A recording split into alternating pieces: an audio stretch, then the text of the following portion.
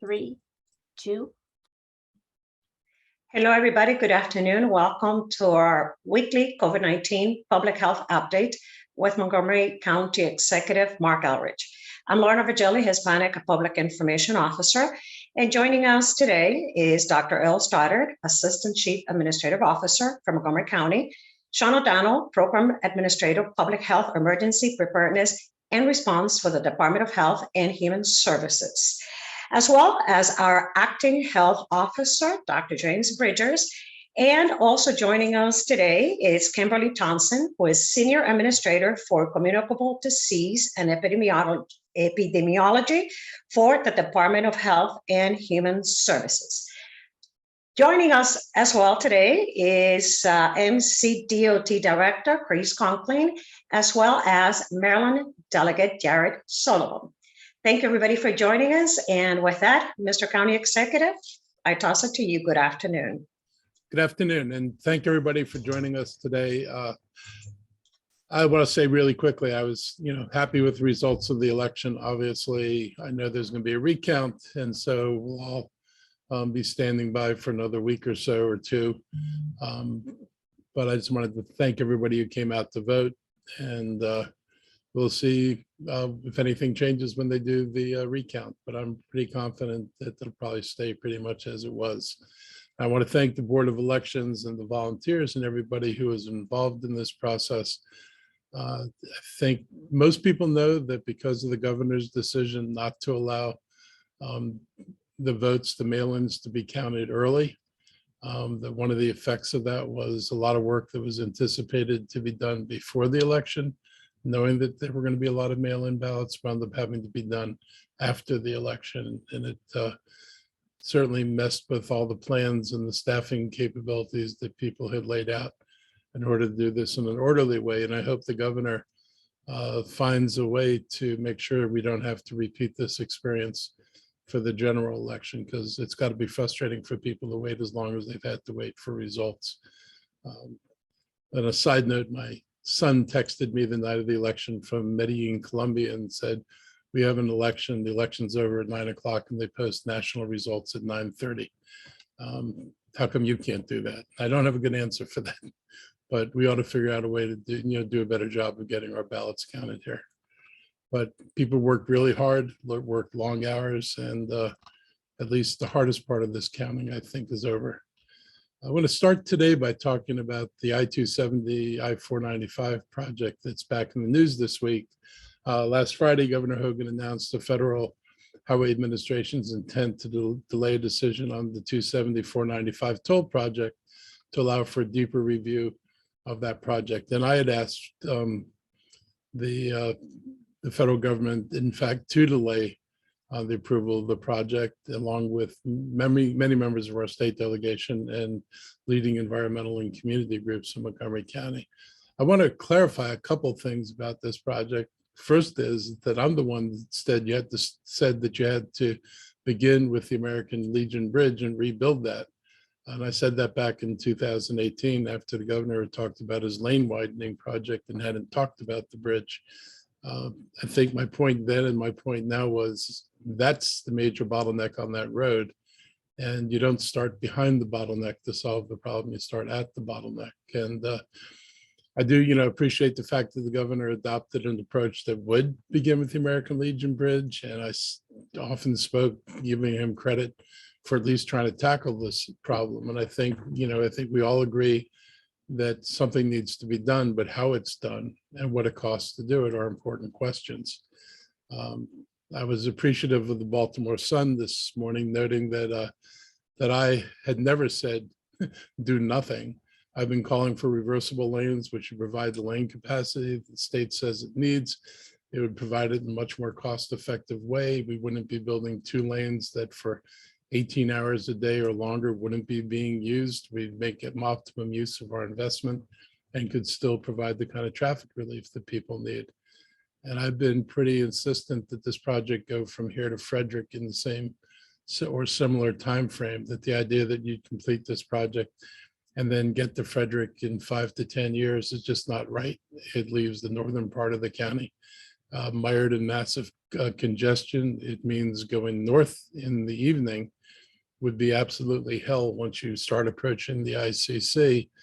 And we need just a better solution. So hopefully we'll be able to work together with the new state administration and move toward a better solution. I want to thank the Federal Highway Administration for recognizing that a little delay could produce a much better solution. I had written to the federal highway leaders asking for more time to review the massive amount of information. And my staff has put the letter into the chat so people can see it. As the Baltimore Sun also noted, little delay now could produce enormous benefit later. And this is what they said. The potential harm caused by a massive investment in pricey toll lanes that turn out to be destructive, unhelpful, underutilized, or some combination of the three would last a half century or more. Waiting until the next governor, state legislature, Montgomery County Council, and executive to take office to reach a consensus over what would be the best approach would delay things by less than half a year. And the cost, theoretically, there might be an inflation factor for construction material purchased later, but the project might also prove to be cheaper if it's scaled back. It may also prove to be cheaper if the current price of construction materials continues to decline. So there's no reason to think this is going to be a more expensive project, and there's every reason to believe there are more sensible ways to accomplish the same goal. We've not received yet an official response from FHA, but I do appreciate their desire to take a more thoughtful approach for this. Unfortunately, the state does not directly share the response they received, which is one more example of the state not partnering with local jurisdictions on this project, which is bad for the long-term success of the project. I look forward to continuing to work with state and federal delegates or delegations and residents and our community advocates and the Maryland Department of Transportation. And it seems likely that the responsibility for this project is going to end up with the next governor. I'm encouraged by some of the comments that have already been made by candidate Moore. I think it would be really helpful to be able to work with somebody who is focused on a solution to the traffic problem rather than focused on having a P3. That is not the most important part of doing this project. The most important part is coming up with a reasonable traffic solution. This is one of the biggest infrastructure projects in the history of the county, and we got to get it right. And I'm pleased that Delegate Jared Solomon is joining us today, and I appreciate his partner in this. He was one of the leaders in Annapolis, and we couldn't have them all here, but Jared's here. And so to give him a few minutes to say a few words on this. Delegate Solomon, carry on. Thank you, Mr. County Executive. It's a real honor to be here today, and I want to thank Mark for, frankly, his partnership with our work, the work of our delegation to really push back on this project. We were really pleased to see the Federal Highway Administration make the decision that they did on Friday, and I think the County Executive, really summed it up very well. The Baltimore Sun editorial this morning. I would 100% agree. I think really hit the nail on the head. There were just so many problems that were identified in the supplemental draft environmental impact statement that was released last fall. And all of a sudden we see a document that comes out in in June that has magically fixed many of these issues. And I think there were many, many valid questions raised, not only in the short span of time, but in the fact that, we didn't really have an opportunity to fully dig into it. We had almost 6 months to look at the supplemental draft environmental impact statement. There were many things that were missing from that. And then we were given 30 days to look at the final impact statement. There are just a couple of things that I want to point out. Again, I think the county executive has really highlighted very well the fact that we should not be rushing into judgment on things when we have potentially a new administration coming in several months that will view this project very differently, and that will be putting, frankly, our county and our community on the hook for funding and infrastructure for the next 50 to 100 years. But there were a couple of things that I think are just still really problematic, frankly, with the final environmental impact statement that we just need more time to understand. I think first off, the sudden change in the modeling. In MDOT's own admission back in last fall, when the draft statement came out, they showed that the speeds, frankly, were not that dramatically different with the plans that they had proposed. And suddenly, in the information that they're putting out now, those speeds have changed. We don't know why, and I think that's a major red flag. The other thing that I want to point out, and it's something I think many of us have harped on for a very long time, that there is still what's called a money for value analysis. There's still no analysis on essentially how else we could do this project, potentially just with government funding, without tolling and putting the cost of this project on the back of motorists. And what is particularly galling is in the governor's own press statement that he put out last Friday, he is now publicly admitting that he will go to the federal government and ask them for money. So despite claims that this would never cost taxpayers a dollar, that it would only be, on the users of the road itself, he's now publicly admitting that he is going to need the federal government to step up and put taxpayer dollars in this project to get it completed. And yet we still don't know how this project could be financed or potentially dramatically different in terms of costs if we just use federal dollars and we use grant money. Obviously, billions are now available through the infrastructure, the bipartisan infrastructure bill that was passed this past November. Again, we do nothing to change by MDOT's own admission what will be potentially $30 or more in daily tolls to take this in rush hour both directions. And so we are still looking at a system here where this is on motorists who frankly can least afford it for a project that really does nothing to improve travel times, again, by MDOT's own admission. So I really appreciate that the Federal Highway Administration, in their response, and I want to make sure that I get it right, very clearly said, we want to ensure that the NEPA process is followed with integrity, and that includes completing a thorough review of comments received to ensure public feedback is adequately addressed as we work toward finalizing a record of decision for this project.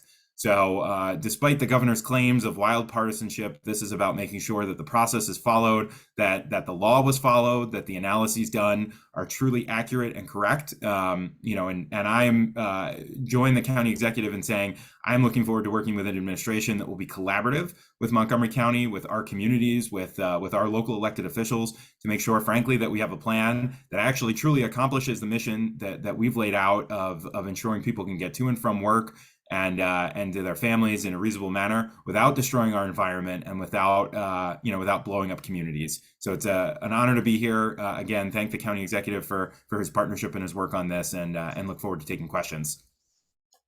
Thank you very much, Mr. Delegate, as well, County Executive. Members of the media, we will open it up right now for questions regarding I-95 and I-270.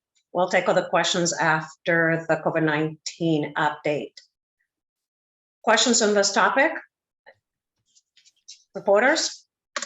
Yes, Lorna, I just have. Thank you, Steve. Thank you. Stephen Bethesda Beat.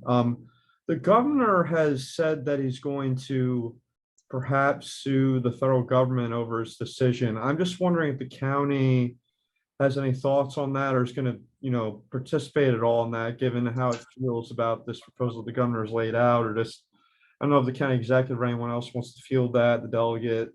That's just something that's popped up and obviously is an interesting development in this story.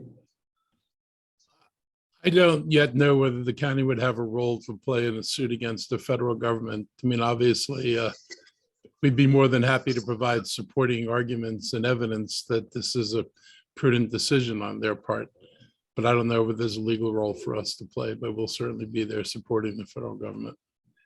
I guess, Delegate Solomon, do you have anything to add on that, since that this is going to be an interesting situation where the state would be suing the feds?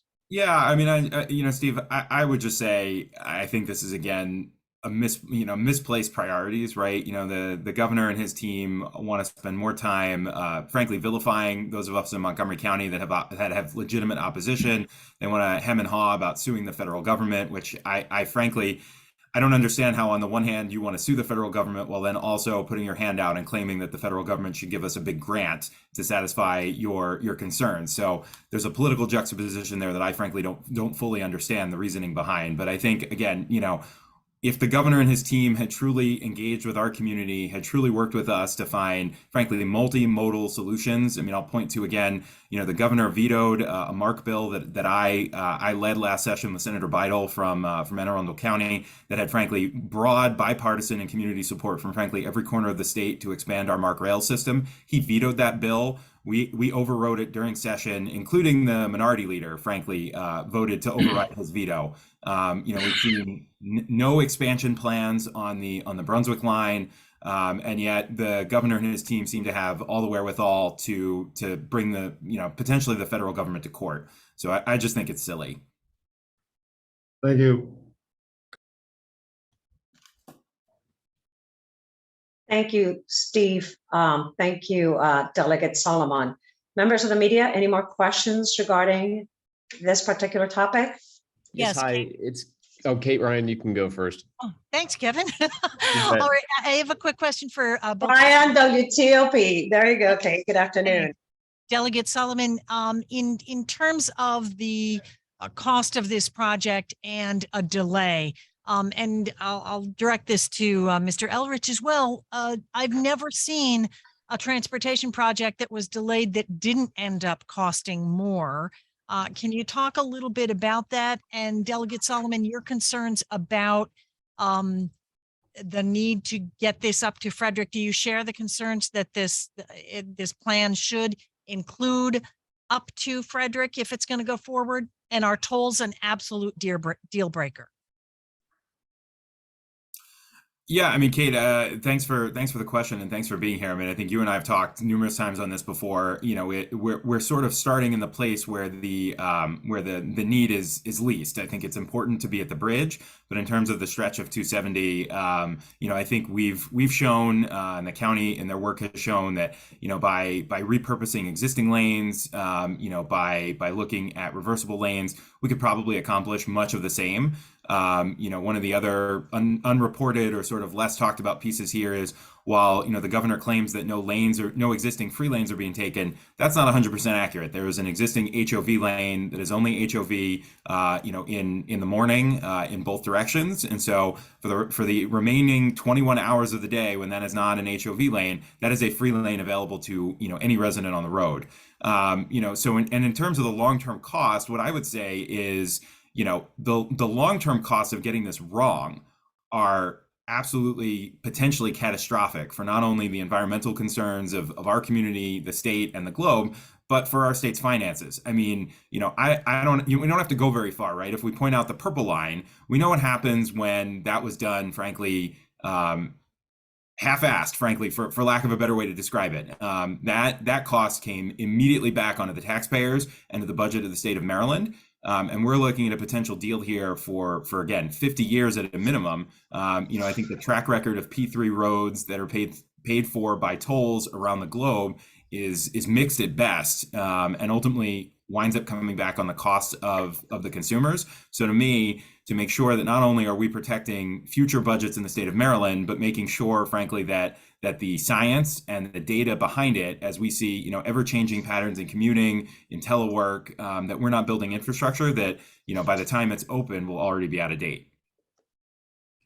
Kate, go ahead, and I have a follow-up on the concessionaires. So, from having looked at this for a long time and been involved in traffic discussions for a very, very long time, there were solutions that could have been put in place. Jared referred to them, repurposing lanes. We've got an inside service lane that almost runs the entire length of the road up to Frederick. And you could add that lane tomorrow. In fact, I actually, when Greg Slater was there as the secretary, I asked them, because they did this in the lower part of 270 where you come off the spur, they painted in a lane. I said, why don't you paint in the lanes going all the way up? In the northern part, it would have taken 2 lanes of traffic and provided 3 lanes. And before you ask, there are lanes going over the Monocacy Bridge, so that would not have been a bottleneck. The lane would have included the Monocacy Bridge. When you get farther south, you would have gone from 3 lanes to 4 lanes. My concern was that the governor didn't want to do anything that was cheap that could actually remedy the problem, because it would undermine the case for what he was trying to build. And this project is just You look at the original stuff with the flyovers and all the crazy stuff they were going to spend. This wasn't something that was designed with solving a traffic problem first and foremost. It was designed to be really expensive. And, he may have a hard time finding a P3 partner for a reasonably priced project, where the most expensive thing you're going to have to do is probably replace the bridges that go over 270. But there aren't a lot of them. And that's a manageable expense. So I'd like to see this done within the state's budget. We've got experience with the federal government. The feds paid for half of the Woodrow Wilson Bridge, which is a very expensive bridge, complete with the ability to carry the metro over it. So I don't doubt that we couldn't get to a better place and a more cost-effective place than what this project would drag us into. Gotcha. Quick follow-up, Delegate Solomon, you mentioned the way you characterized the purple line. I don't know if I can say that on broadcast, but does this preclude P3s? Does this say that P3s don't work?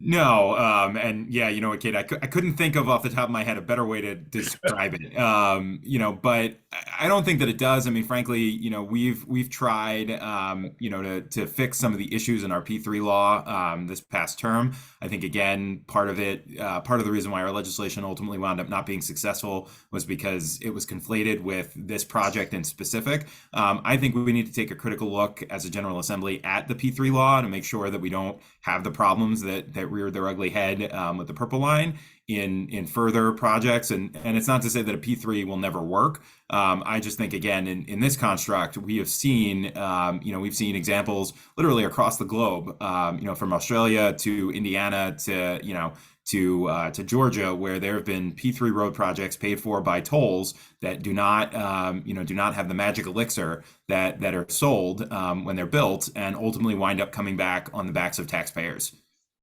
Thank you. Thank you very much. And Kate, the one of the worst things would be that if we were successful in decreasing use of single occupancy vehicle, if we were successful in with a rail line hauling more people in from Western Maryland and our own improvements to bus rapid transit, and you were to reduce the ridership on the road, we would be undermining the financial viability of the project, which the owner would just simply come back and say, I have to raise my toll rates. So even the success of being greener could wind up costing county residents by having to further subsidize tolls. It's not well thought out. Got it. Thank you.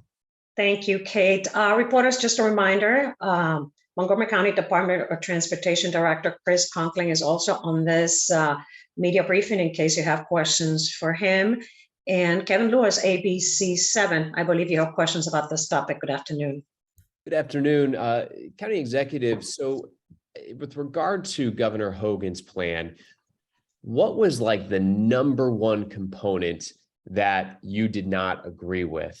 And now with everything hanging in the balance here, what would you say is the number one thing you want done differently as we look forward to yet another plan, perhaps? Well, I mean, at this point, it's gone so far down the road that, you can't do an easy tweak on it. You've got a bidder who thinks he's building a particular project. You'd have to go back and rethink, some of the major components. But the first thing is getting federal money. I mean, I don't understand how that wasn't the first light bulb that went off when the feds, passed the infrastructure funding. Why we didn't line up at the front door saying, let's see, here's a major bridge connecting north-south traffic on the East Coast that is heavily traveled every day and is badly needed. Why that was not the first thing somebody did is see what the federal government would put in. And if you knew what the feds put in, then you'd start evaluating what the state's capacity of paying for this is. Is it something the state could do within its budget? Is it something you would need to do a P3, or you'd need to do a toll? I mean, you could do tolls and not do a P3. If the sole purpose is to raise money for the purpose of paying for the construction of the road, why would you introduce a partner who not only I'm going to have to pay them for the cost of building it, but then pay them a profit to build it when we would, and everybody who's building it's going to be making a profit just for building it. So why would you add a middle person in this who's only going to take money out of the project as opposed to paying construction companies to build it and lenders to finance it and not introduce this partner? The other stuff is just looking sensibly at what needs to be done. You really could handle this with redoing the bridges. And frankly, you could probably get 2 lanes in each direction and without going outside of the current boundaries of the road. If you, for example, going north and south, took out that divider between the local road section and the through road section and just put up signs like other jurisdictions do, right 2 lanes or local traffic only without the barriers. You take the barriers out and the space around the barriers, you wind up with another lane over there. So you look at this and it's like, this could have been accomplished for a whole hell of a lot less money if the goal was really to get people moving toward the American Legion Bridge. So, I mean, I would hope that in a more thorough design, we weigh cost benefit with the expense of the solution. But I think it's doable. I mean, I've always thought that we could add this capacity. The council's position for years when O'Malley came through with the proposal to do what we thought were too expensive projects on 270 was that we supported reversible lanes, and the data then supported reversible lanes. So I just think there's a better way. I'm not going to be the one designing the roadway, but I know I've talked enough to people who are involved in this project, including people in Hogan's administration, to know that you could achieve the same thing different ways, and not all of them are this expensive. And as a quick follow-up, what do you believe led the feds to pump the brakes here, so to speak, kind of at the last minute and seemingly to the shock of Governor Hogan? I think they had enough smart people who've done projects before who looked at this and said, wait a minute, not all this adds up. And you can't just change the outcomes in your data.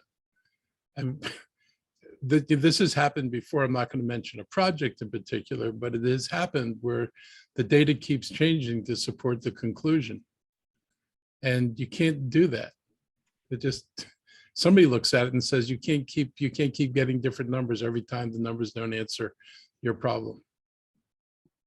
Do you think it was Casey Anderson's letter last week, your letter that was included in the chat here from June?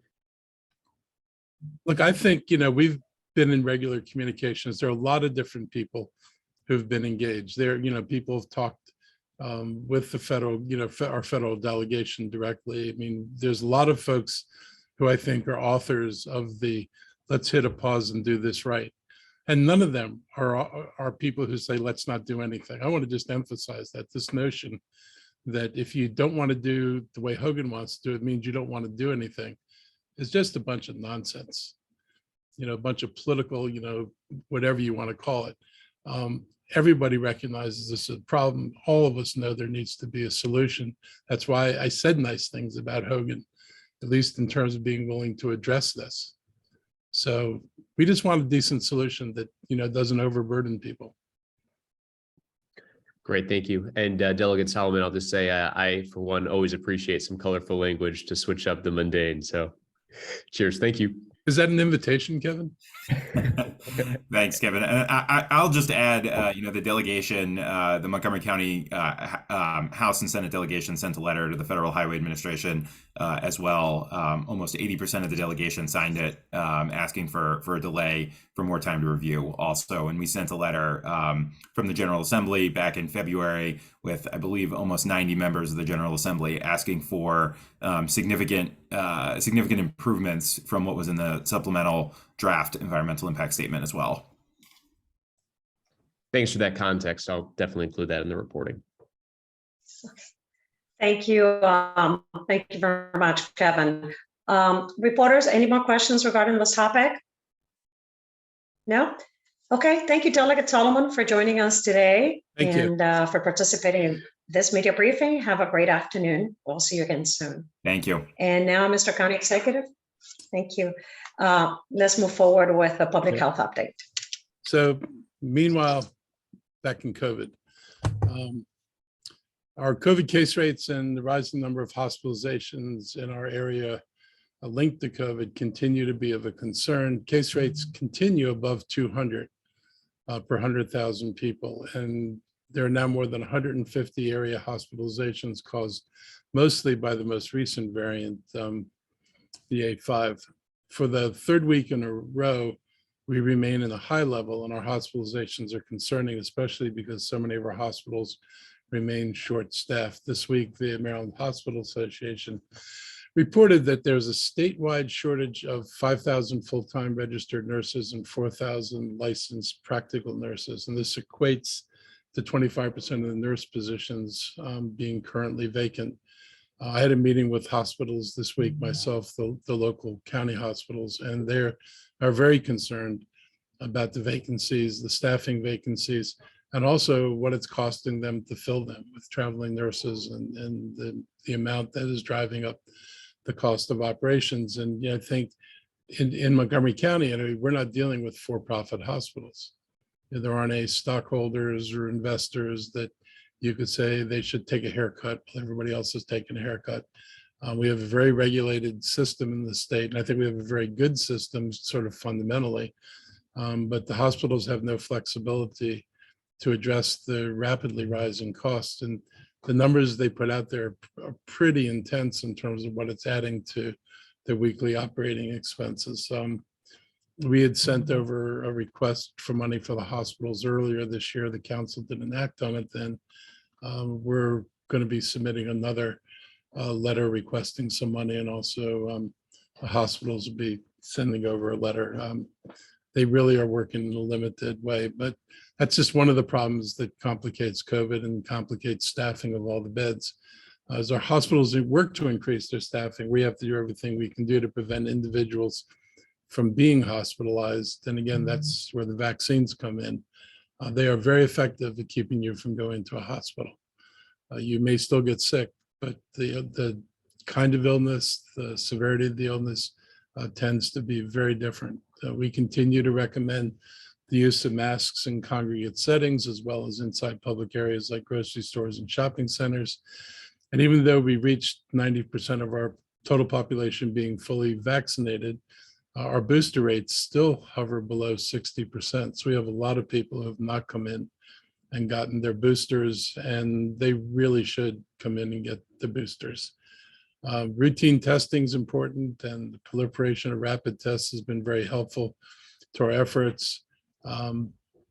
It would be helpful if people would report the results of their tests if they're taking them at home, because for health officials who are trying to track the amount of disease in the community, when these go unreported, it's good that you take the necessary precautions and keep yourself separate for a while.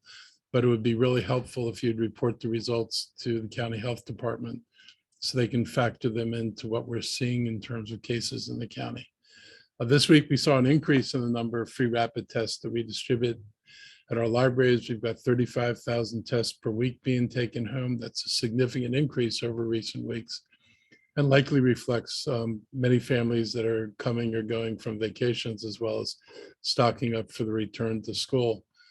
Furthermore, if you picked up a rapid test months ago and are worried about the expiration date on them, the federal government recently extended the initial expiration date by 6 months. So if you look at your package and looks like you're going to be expiring in October or September or whatever, you can add 6 months to that. But we will continue to, supply tests because we think it's important in terms of controlling this. Most jurisdictions stopped handing out free rapid tests months ago. We never stopped, and we don't plan on doing that until this is finally more under control. I want to continue to thank and appreciate our library employees, as well as our emergency management, HHS, and procurement teams for the work on this. And the system of rapid test distribution has worked well, and it helps keep our positivity rate among the lowest in the state. So please keep up getting tested. And if you're not boosted, please get boosted.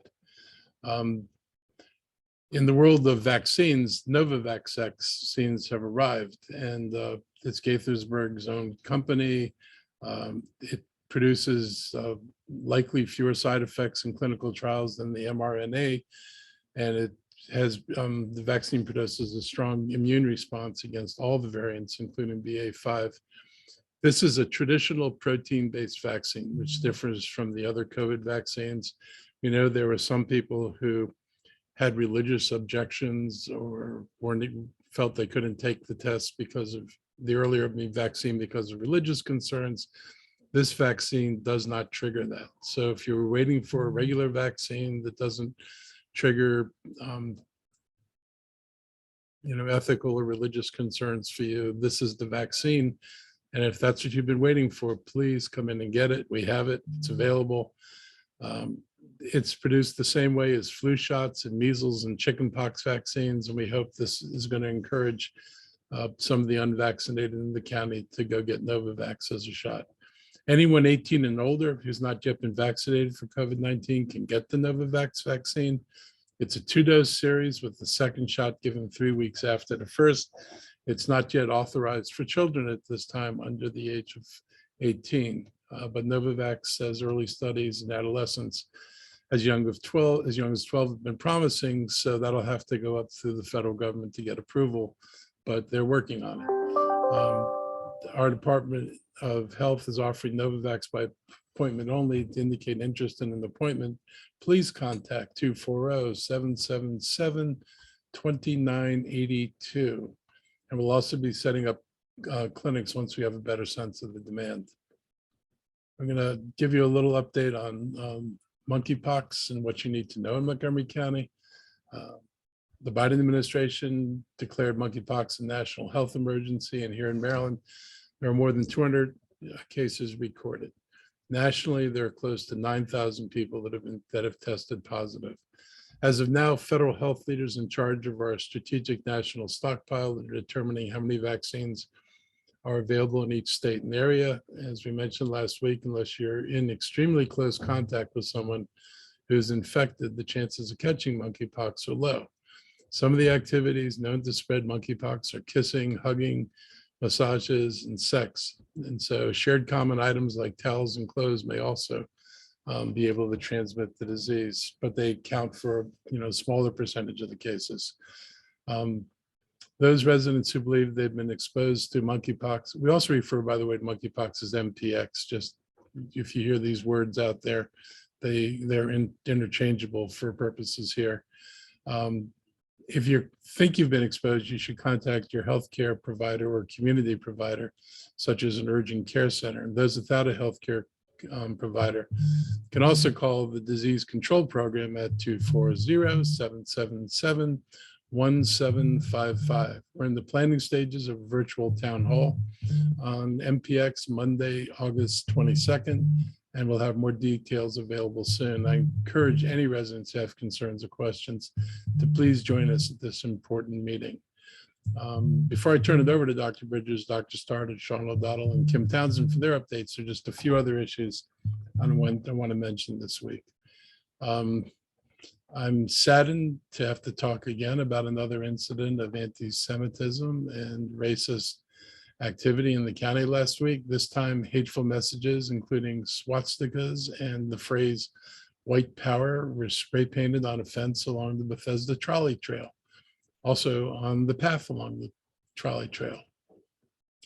I went out that morning to see this vandalism myself, and by the time I arrived, the had already been painted over. I was told that actually a good Samaritan got there even before we got there. He saw it when he was riding his bike, went and got paint and came back and painted the stuff over. And then the county came up and finished the job. But I really appreciate the work of that unknown person for covering these images up. I also want to thank our folks in Department of Transportation for their quick work to make sure these images were completely expunged. Police are investigating, and we are going to prosecute people when we find the people responsible for this. I encourage anybody with knowledge or information about this vandalism to contact Montgomery County Police as soon as possible. The fact that this sort of behavior is still occurring here is a real travesty. And this wasn't the only incident. I was at a church last week, and they said over the weekend, their past weekend, they had a Black Lives Matter sign and pride signs damaged on their property in Silver Spring on Georgia Avenue. It is really disturbing that we have people who still think it's appropriate to celebrate Nazis and white racists, but that's not the norm in Montgomery County, and we're just not going to tolerate it. We have in the past, when flyers started appearing overnight in our neighborhoods, we've acted then. We're going to continue to help organize and unite and fight against this kind of xenophobic behavior. And, we're going to continue to support all the faith groups, all the communities in Montgomery County that get exposed to these kinds of incidents. We like to say hate has no home in Montgomery County. Obviously, there are some people in Montgomery County who call Montgomery County home who are doing these things. We will take this all seriously, and hopefully we'll find the perpetrators and they'll be dealt with. On climate and urban heat mapping, in a much more positive note, I'm pleased that the Senate passed the largest, most comprehensive bill to combat climate change in our nation's history as part of the Inflation Reduction Act. And this act commits $555 billion for clean energy and climate change provisions. We're still waiting to find out what this means in terms of funding for Montgomery County projects. We're working on this now, but there's a lot of money, and it's not just for government, but a lot of it is for homeowners and vehicle drivers in the form of increased credits for electric vehicles and for putting solar and making conversions in your house from gas to electric utilities. I encourage people, if you've got a roof that's exposed, that you take seriously the opportunities to have solar installed. I'm doing this myself, so I'm not saying this as a third-hand, neutral observer. I have put solar panels on my house. It is saving money every month, even in the heat of the summer. It's seriously reduced my electric bill. And I'm a house that has a lot of shading, and I wasn't able to get the full complement of panels on my roof that my roof could have potentially held. But there are lots of houses out there that have plenty of roof space, and this is definitely the kind of investment that makes sense. My Pepco bill is less, and the nice thing is that, in the long term, my solar generated electricity is not going to rise in price. It's going to be what it is. And the more you can generate, the lower your electric bills are going to be. And I encourage people to do this. If we're going to take steps to try to curb greenhouse gases in the county, these are the things that individuals can do. And this is one thing we're asking people to do where you actually will save money in the process of doing it. And the federal government and the state of Maryland have generous programs to help facilitate your being able to do this. So if you need more information, you can contact our climate folks in Montgomery County, and we can help steer you in the right direction. As someone who drives an electric vehicle and homeowners now generating power from panels, I believe all of us can help promote clean energy. So this is, climate change is clearly happening faster than people had anticipated, and far more destructive sooner than people anticipated. And so we need to have some sense of urgency about this, not just for our own sakes, but for future generations who are going to have to live here. This is something we have the ability to do something about. It's not, requiring people to make a philosophical change and hope for the best. This is something where concrete actions actually can produce concrete results. Montgomery County has one of the most aggressive climate action plans in the nation, with the goal to reduce 100% of our greenhouse gas emissions by 2035, 10 years ahead of the state's goals. And on Sunday, I joined volunteer street scientists to collect temperature data from their neighborhoods. And this was very cool. As part of the urban heat mapping campaign, 115 volunteers from across Montgomery County collected temperature, humidity, and time and location date with heat sensors that are mounted on their cars.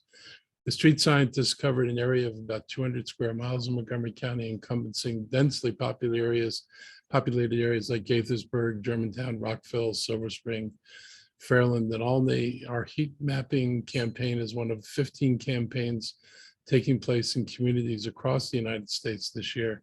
The temperature data is going to be used to produce heat maps to be based collaborative and creative solutions for extreme heat based on what we're seeing in the county. And we know that low-income communities and communities of color are disproportionately impacted high extreme heat tend to live in the older buildings with the least efficient heating and cooling systems, in some cases without cooling systems at all. And these local maps will help the county identify where we need to take the most action to protect vulnerable neighborhoods, both now and in the future. And when those maps are updated, we'll share them with on the climate website, where you can find them at heat.gov. Back to school is about to start. School starts in just under 2 weeks. This past Monday, Dr. McKnight held a press conference and announced that MCPS is still looking to fill hundreds of vacant positions, including teachers, bus drivers, and support staff. And they'll be hosting upcoming job fairs. And I want to encourage anyone who is qualified to please consider attending these fairs and applying to MCPS. As a former MCPS teacher myself, I can attest that even with all the challenges, working with kids in this school system is an amazingly rewarding experience. I'm reminded of it. I run into my former students around the county, not infrequently, and it is just really great to see how the kids you knew, grew up and have become part of Montgomery County. And so it's a job with its rewards, but obviously they're struggling to staff the system now, and that's a national problem. It's not unique to MCPS. There are systems that are far, far worse shape than we are, but having classrooms without teachers is a problem. We need to make sure we can fill these positions, and we'll continue to work with the school system to think of creative ways that we can approach this. We're here to support and assist MCPS in all these efforts. We also want to make sure the parents are also aware that they can apply for free and reduced price meal program known as FARMS. This requirement had been suspended during the pandemic, but the requirements are back now as we move further away from the emergency status. And so people need to submit the FARMS application. Some people are doing it preschool. I know they will go out as always with the students when they come back to school. Please get those forms sent in. This helps us with federal funding to pay for these programs. It helps make sure the kids get the food they need every day. Again, one of the saddest things I'm reminded of as a former teacher was actually talking to kids who didn't have a hot meal between Friday and the Monday when they came to school in the morning. Hunger is a real thing. You can see that by the lines that we still have for people coming to get food in the county, and anything people can do to take advantage of these federal programs is really important. Some participants are enrolled automatically because their families already receive federal assistance, like the WIC program, and close to 40% of Montgomery County public schools had part or all of their school students, I should say. 40% of school students had part or all of their meals paid for in the 2020 school year, and that's out of a total of 160,000 children. So it's 64,000 kids. If families are struggling financially, I urge them to check if you qualify for this program, and we're going to put that link in the chat, and hopefully you guys in the press can share this information because it's important for people to know where to go. And finally, this week starts the Montgomery County Fair, dubbed 9 Best Days of Summer, running from August 12th to the 20th. Our annual agricultural festival features something for everyone. The fairgrounds are in Gaithersburg, and the fair is hosted by the Montgomery County Agricultural Center, which has been in operation for close to 75 years. It takes more than 2,000 volunteers to put the largest county fair in the state of Maryland every year, and the weather is supposed to cool down right as the fair begins. So I encourage people to go out and enjoy the fair. It really is a lot of fun. And if you've got kids who enjoy the rides, they have nice carnival rides up there too. So there's a lot to see, a lot to do, and I hope people will go out and take advantage of it. And with that, I'm going to turn this over to Sean. Thank you very much, Mr. County Executive.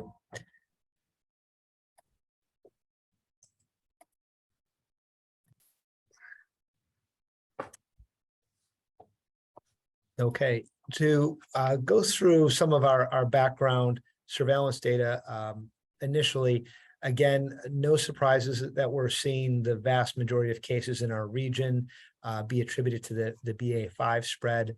There is some BA4, a small amount, and a little bit of BA4.6 in there, but it's mostly BA5. I've just updated with today's data while we were talking here. So a little bit updated here. Our case rate is now 210 per 100,000. This is based on the PCR results. You can see that the PCR data is showing declining transmissions in our county. This is, as I'll show you a little bit later, the number or discuss the number of PCR tests we're providing as a county, which does not include the private tests. There's also a lot of rapid tests, as our county executive mentioned. And we're very encouraged that people are doing these rapid tests and identifying their diagnosis very quickly and helping to make rapid adjustments to their plans if they do find that they're positive. As you can see, our new hospital admissions and our total percentage of patients with a COVID diagnosis are above that threshold that the CDC calls high. Again, qualitatively, we know that a number of those patients are at an alternative care center. And that as we look at that, it's 57 of the total hospitalizations are at the alternate care center in Montgomery County. There's a total of 159 hospitalized patients with a COVID diagnosis. The vast majority of these are acute care. And you can see from this chart here that the hospitalizations now, while nowhere near the rate we had back in January with the initial Omicron, are higher than when we were in the Delta phase. So, we're monitoring it. We're seeing as the transmissions appear to come down, the rate of hospitalization is elevated. And that's something that the state of Maryland reported to us statewide yesterday, and we're seeing in lots of other jurisdictions outside of Maryland. So it's just something for people to be aware, particularly our residents who are at a greater risk for complications. And that's why we're preaching precautions, wearing masks when they're around lots of other people, because this is having a little bit more higher rate of hospitalizations.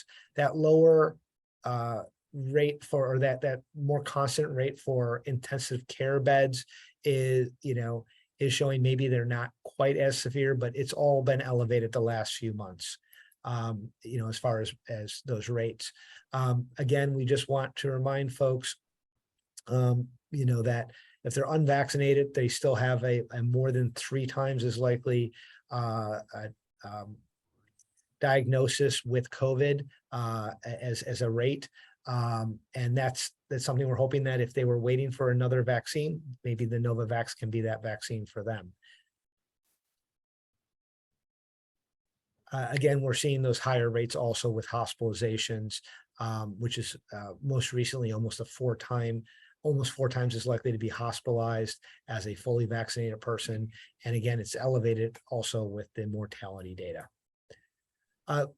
When I mentioned our county testing, last week we did a little more than 1,100 PCR tests at our county sites. In contrast, we handed out over 35,000 rapid tests through the libraries and a few of the rec centers. And that, of course, this does not include people who are purchasing rapid tests on their own, or people who are going to get PCR testing done at other clinics, urgent care, their doctors and other places. But it does give us an idea that the vast majority of people are testing through rapid tests. Now I'd like to turn it over to my colleague, Kimberly Townsend, to talk about our monkeypox, the cases, as well as the activities here in Montgomery County. Thank you, Sean. So as you can see, we still are seeing an increase in cases. As of yesterday, there were 215 cases. I know this is showing 182. I think that might be from a previous date, but we are still seeing an increase in the state of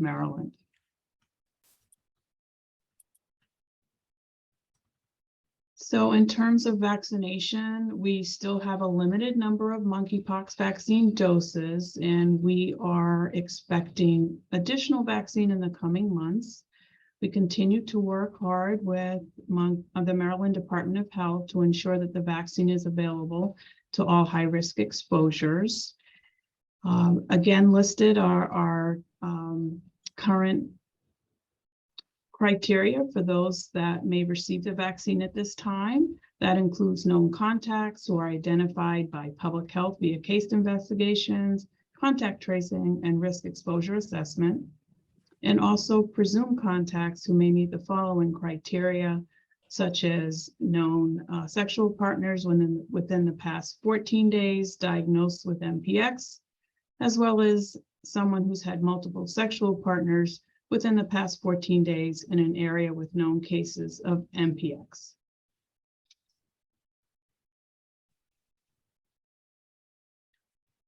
We have an update here regarding our online pre-registration survey. Our survey did go live last week, and we had over 1,300 pre-registration responses by the close of last week. We were able to begin vaccinating individuals identified through this process to those at highest risk on last Friday. At this point, nearly all vaccine from phase 1 allocation has been administered here at the Dennis Avenue Health Center. The total first and second doses given and scheduled to the end of this week is 300.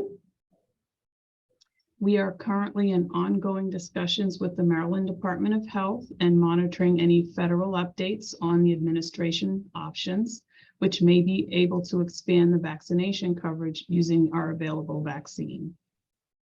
And one additional update is, and I believe this was mentioned earlier, we are planning multiple town hall discussions regarding MPX.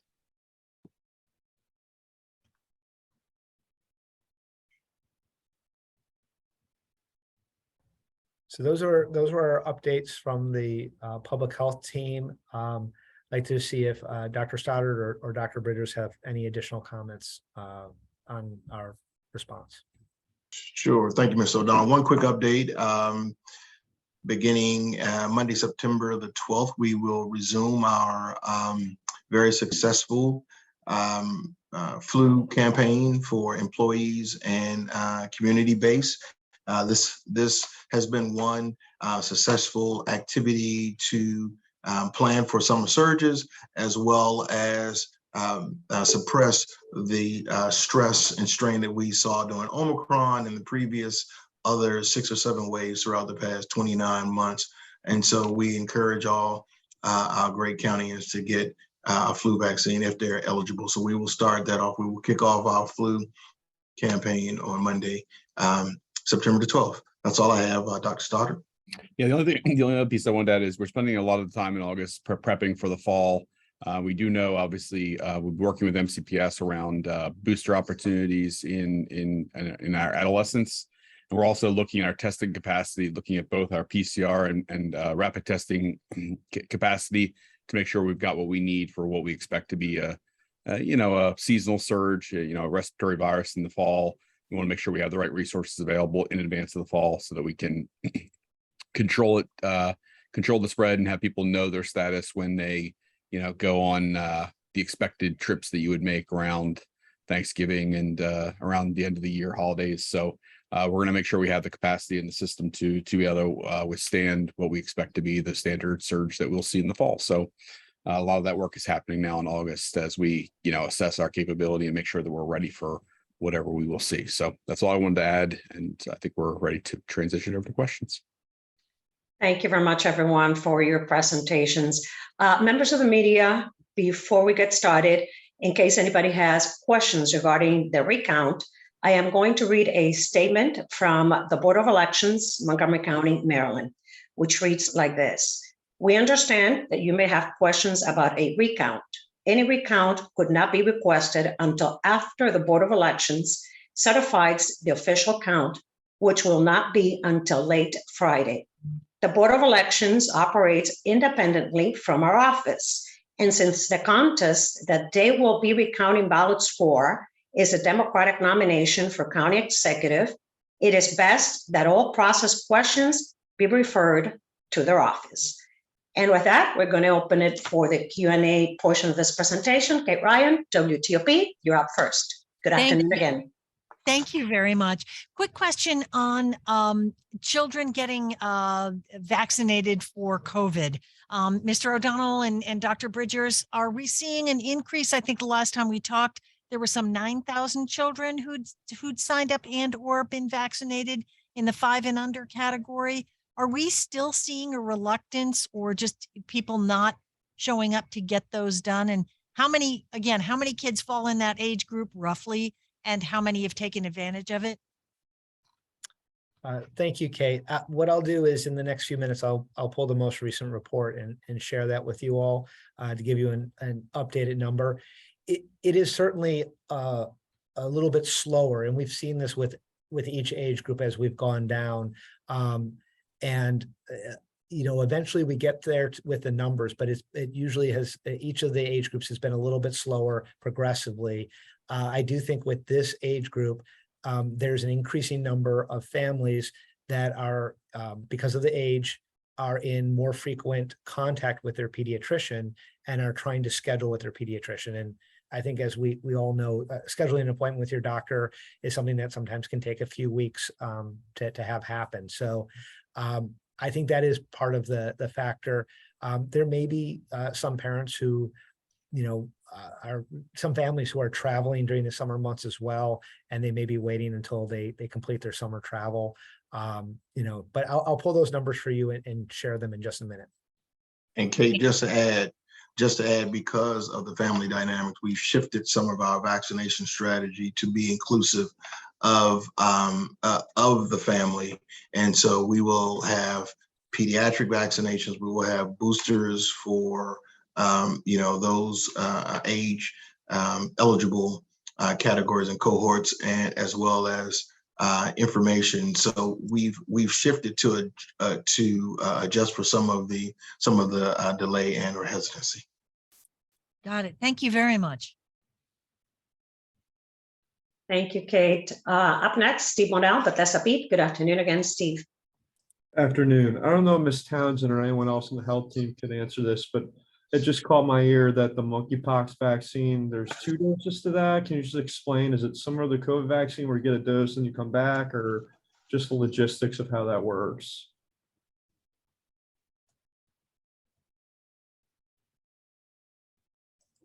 I'm sorry, Steve, could you please repeat that question? I was unable to hear the entire question. Yeah, it seemed like it was a 2-dose vaccine for the monkeypox vaccine. Is it similar to COVID where you get the first dose and come back 14 days later? Just how does that work? Yes, thank you for repeating that. So yes, we're currently giving a 2-dose vaccine. The first one is given and the second one is given 28 days later, so about 4 weeks later.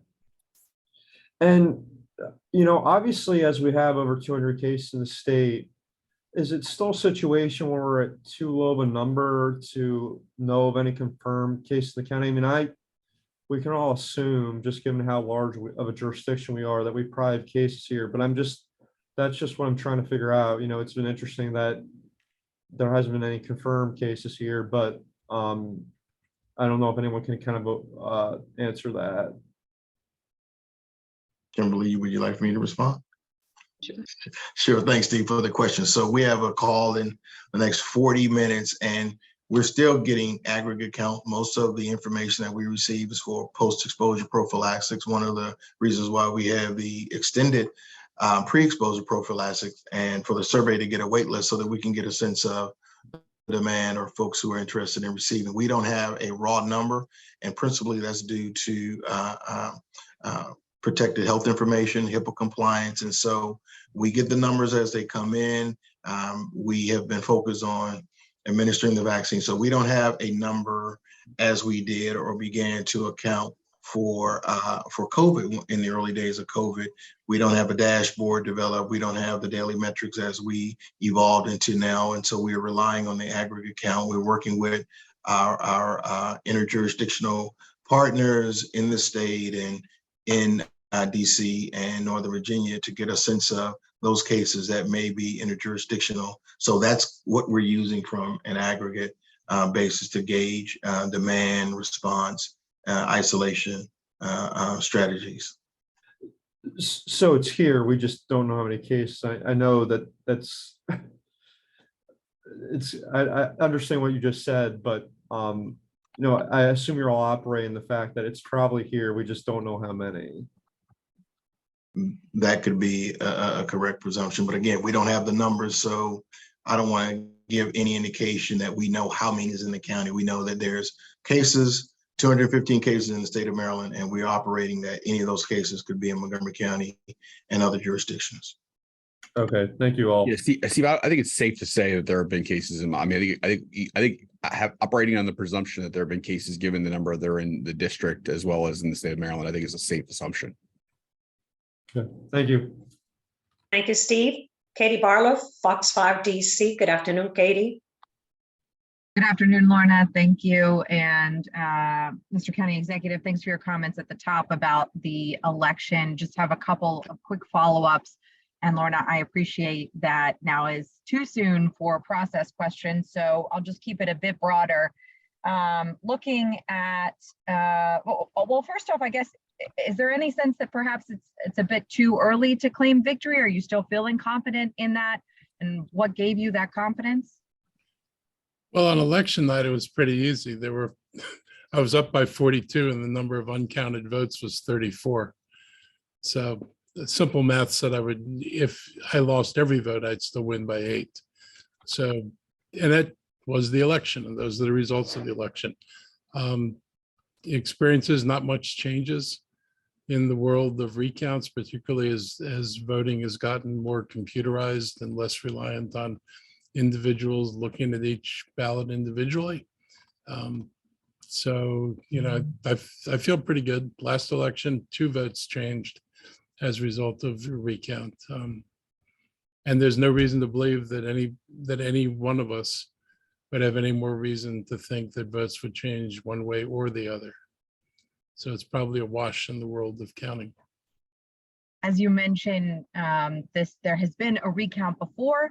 It has been a close race before. You have experience with it coming down to a recount and closer numbers. I just wonder if you had any thoughts on how close the margin is. Seems to be even closer than the last race, and whether that will inform any of your policy choices or consideration of your opponent's policies and what the voters are saying. No, I mean, I'm not going to talk about my opponent's policies. I invite you to go read his detailed plan and then come back and talk to me about what details you see there. I feel pretty good about what we're doing.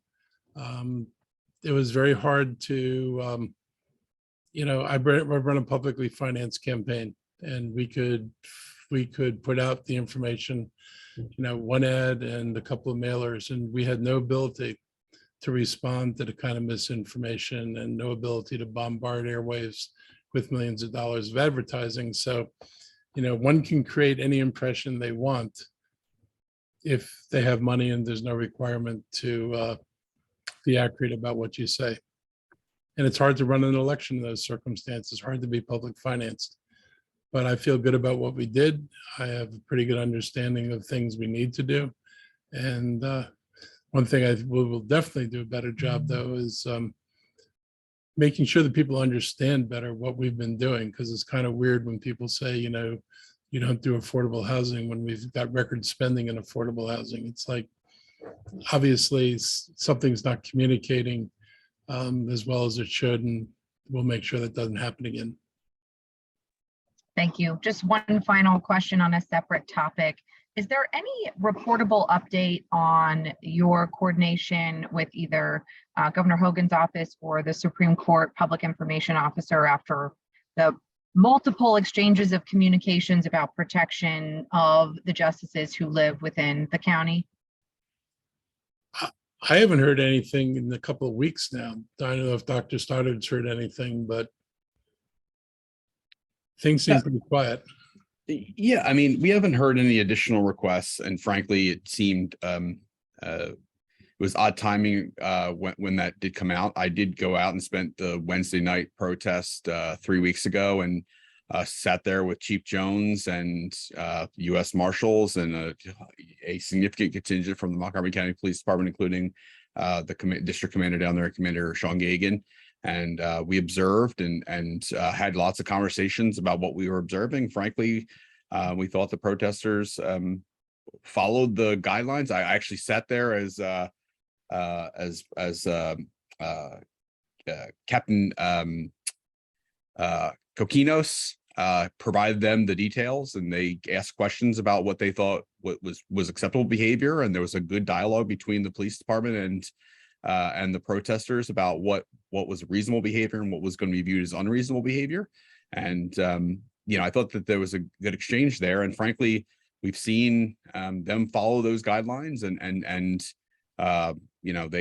they do protest as they're permitted to do under the Constitution, and they do it in a fashion that's fairly reasonable. And I observed that firsthand, and as did Chief Jones. And so we haven't had any additional dialogue with the state or with the marshal of the Supreme Court. But from our perspective, the behaviors that we've observed over the last few weeks have been reasonable. Thanks very much. Thank you, Katie. I do not see any more requests from members of the media on the chat. Lorna, I'm able to share the information that Ms. Ryan asked about a little bit earlier. Okay, you're going to do that on the screen or on the chat? I'll do it on the screen. Okay.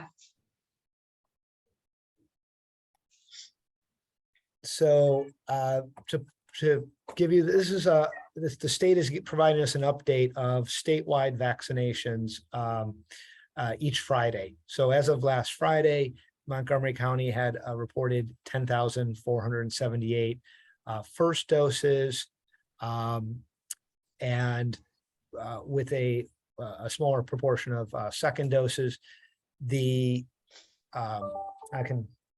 Give me 1 second, I'll tell you the total number of, I'm sorry, not second doses, but fully vaccinated is 2,648.